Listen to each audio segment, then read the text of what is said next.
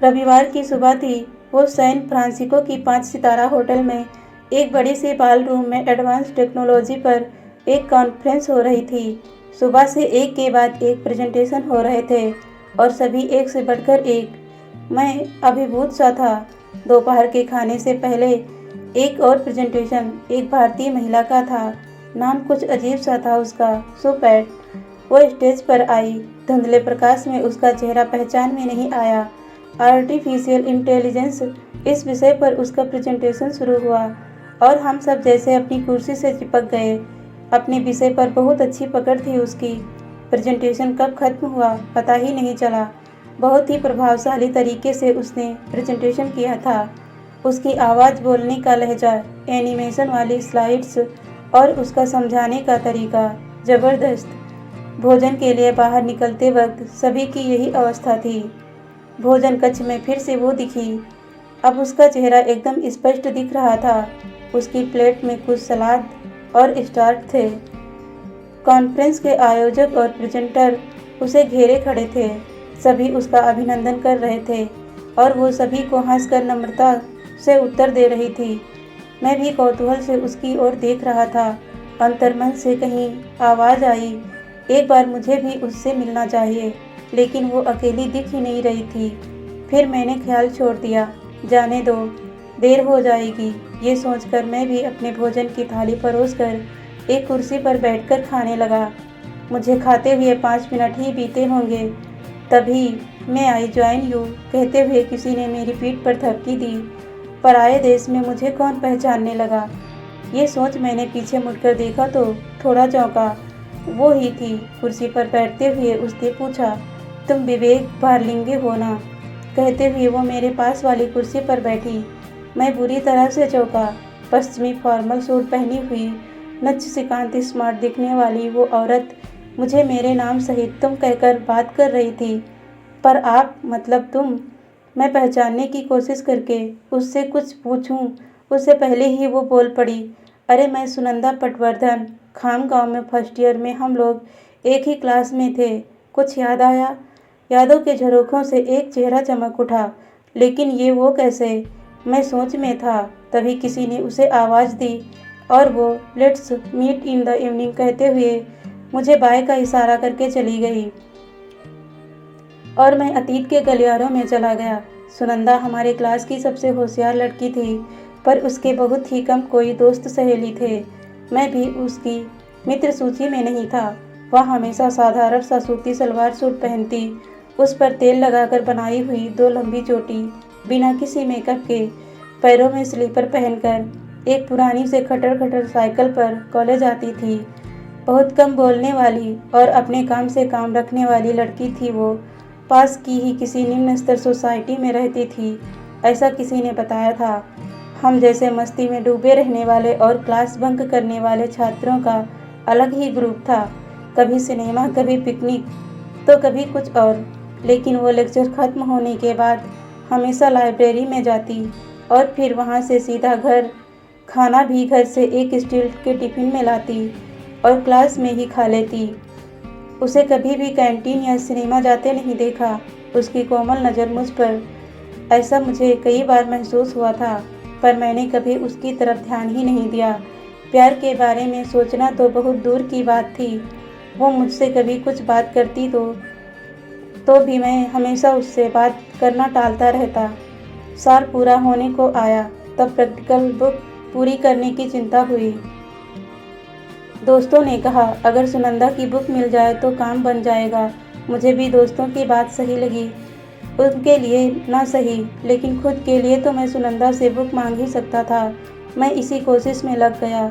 उस दिन मैं दोस्तों के साथ सिनेमा ना जाकर लाइब्रेरी गया। उसके सामने की कुर्सी पर बैठकर पढ़ाई करने का झूठा ढोंग करने लगा। 2-3 दिन इसी तरह गुजरे। उसने मुझे देखा पर कुछ बोली नहीं, बस अपनी पढ़ाई करती और निकल जाती। एक दिन मैंने उससे बात की और बुक मांग ली। थोड़ी सी नानुकुर के बाद 2 दिन की मोहलत देकर उसने मुझे अपनी प्रैक्टिकल बुक दे दी, बहुत ही सुंदर अक्षरों में सलीके से बनाई हुई। हालांकि 2 दिन कहने के बावजूद मैंने लिखने में देर लगाई और 10 दिन होने के बाद भी मैंने उसे उसकी बुक वापस नहीं दी। आखिर उस रविवार को वो अपनी साइकिल से अचानक मेरे घर आ गई। मैं एकदम घबरा गया, पता नहीं क्या कहेगी और घर वाले क्या सोचेंगे। वो घर में आई, माँ और पापा को सलीके से चरण स्पर्श किया और नम्रता से अपने आने का कारण बताया, लेकिन मेरी बुक तो अब तक कोरी ही थी। कल देता हूँ कहते कहते भी वो अपनी बुक लेकर चली गई। जाते जाते उसने बहुत गुस्से से मुझे देखा। मुझे समझ नहीं आ रहा था कि क्या करूँ। माँ पिताजी भी उसकी तारीफ कर रहे थे। 2 दिन बाद मंगलवार को उसने मुझे लाइब्रेरी में मिलने के लिए बुलाया। कुछ झिझकते हुए ही मैं गया। उसने एक नई प्रैक्टिकल बुक मुझे दी, सुंदर अक्षरों में पूरी लिखी हुई। उस बुक पर सुंदर सा कवर चढ़ा था और लेबल पर मेरा नाम लिखा था। उसकी आंखें देर रात तक जागकर लिखने से शायद सूजी हुई थी। मैं कुछ कहता उसके पहले ही वो बिना कुछ बोले चली गई। उसके बाद कॉलेज बंद हो गया और हम सीधे परीक्षा के केंद्र पर ही मिले। वो हमेशा परीक्षा के पहले किताबों में उलझी रहती। पूरी परीक्षा खत्म हो गई, लेकिन मैं ना उससे मिल पाया, ना कुछ बोल पाया। उस प्रैक्टिकल बुक की वजह से मुझे विषय में अच्छे मार्क्स मिले थे और मैं उसे धन्यवाद भी नहीं कह पाया। उसके बाद मेरे पिताजी का ट्रांसफ़र औरंगाबाद हो गया और हमारा शहर बदल गया। गर्मी की छुट्टियां थी और उस वक्त मोबाइल का ज़माना नहीं था, बल्कि फ़ोन भी बहुत मुश्किल से किसी के पास होता। मैं खास किसी को कुछ बता नहीं पाया। उसके बाद सुनंदा आज मेरे सामने थी, पर इतना बदलाव, मैं अचंभे में था। ना आंखों को भरोसा हो रहा था, ना कानों को। अरे हो कहाँ तुम, कहकर फिर वो सामने आई और लगभग खींच कर ही वो मुझे अपनी कार में ले गई। कार निकाल कर सीधे एक लॉज में ले गई। मुझसे पूछे बिना मेरी पसंद का नाश्ता और जूस लेकर आई। मैं अचंभे में था, लेकिन पूछा नहीं। इधर उधर की बातें करते करते हम लोग फिर अतीत में पहुँचे और मैंने उसे इस बदलाव के बारे में पूछा। उसने बताया, जिस साल तुम कॉलेज छोड़कर गए, उसी गर्मी की छुट्टी में मेरे पिताजी चल बसे। किसी तरह ट्यूशन पढ़ाकर और घरों के काम करके मैंने अपना ग्रेजुएशन पूरा किया, पर उसके बाद गरीबी के मारे पढ़ाई छूट गई। घर में आर्थिक सहयोग की ज़रूरत बढ़ गई। जल्दी ही भाई ने अपनी आर्थिक परिस्थिति अनुसार सगाई करके मेरा विवाह कर दिया। साथी चुनने की छूट नहीं थी मुझे। पति खूब शराब पीता था, किसी न किसी वजह से मुझे मारता। वो पढ़ा लिखा नहीं था, इसलिए वो हमेशा मुझे अपमानित करने का बहाना ढूंढता रहता। विवाह के 1 साल के भीतर ही मुझे एक लड़का हुआ। उसके बाद एक दिन अचानक शराब पीकर सड़क पर झूमते हुए वो एक ट्रक से टकराया और अपने प्राण जगह पर ही त्याग दिए। तब मेरा बेटा 2 साल का था। फिर अब यहाँ कैसे? तुम में इतना बड़ा बदलाव, ये सब कैसे हुआ? मैंने पूछा। अरे अब मैं और मेरा बेटा अकेले बचे थे। भाई की कमाई भी सीमित थी और अब उसका परिवार भी था। कब तक उनके भरोसे रहती? जीने के लिए कुछ करना तो ज़रूरी ही था ना। फिर कुछ इधर उधर काम करके और थोड़ी भाई की मदद से एक कंप्यूटर का कोर्स किया। बहुत कोशिश के बाद एक छोटी सी कंपनी के कंप्यूटर डिपार्टमेंट में नौकरी लगी। इस नौकरी के दम पर थोड़ा और जोर लगाया। बैंक से एक छोटा लोन लेकर कंप्यूटर का एडवांस कोर्स किया। उसी क्लास की प्लेसमेंट सेल की मदद से एक मल्टीनेशनल कंपनी में मेरा डायरेक्ट सिलेक्शन हो गया। मेरा काम अच्छा था और मनोबल भी। मेरी लगन की वजह से जल्दी तरक्की हो गई। उस वक्त अमेरिका में भारतीय आईटी के लोगों की बहुत डिमांड थी। 1 साल के अंदर ही मेरी लगन को देखते हुए कंपनी ने मुझे ऑन साइट भेजा। कंपनी की तरफ से ही पर्सनालिटी डेवलपमेंट का कोर्स हुआ। अब 3 साल से यहीं रिसर्च कर रही हूँ। ओह माय गॉड, इतना सब कुछ हो गया तुम्हारे साथ और फिर भी इतना आत्मविश्वास, यकीन नहीं होता। मैंने कहा, जिंदगी सब कुछ सिखा देती है विवेक। उसने जूस का सिप लेते हुए कहा, और तुम्हारा बेटा, वो कहाँ है? मैंने पूछा।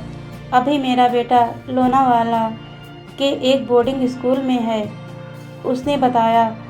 अब आगे क्या इरादा है? आगे कुछ खास नहीं। 3-4 महीने में मेरा ये प्रोजेक्ट पूरा होगा, फिर वापस मुंबई जाऊंगी। तब तक बेटे की प्राइमरी की शिक्षा पूरी हो जाएगी। फिर उसे भी बोर्डिंग स्कूल से निकाल लूँगी और हम दोनों साथ रहेंगे। इतनी मितभाषी सुनंदा एक मुलाकात में ही कितना कुछ बोल गई।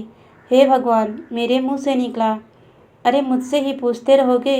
या अपने बारे में भी कुछ कहोगे? मैं भी सच में पागल हूँ, सिर्फ अपने बारे में ही बोलती रही। तुम अपने बारे में बताओ, यहाँ कैसे? उसने पूछा। मैंने भी उसके साथ हंसा।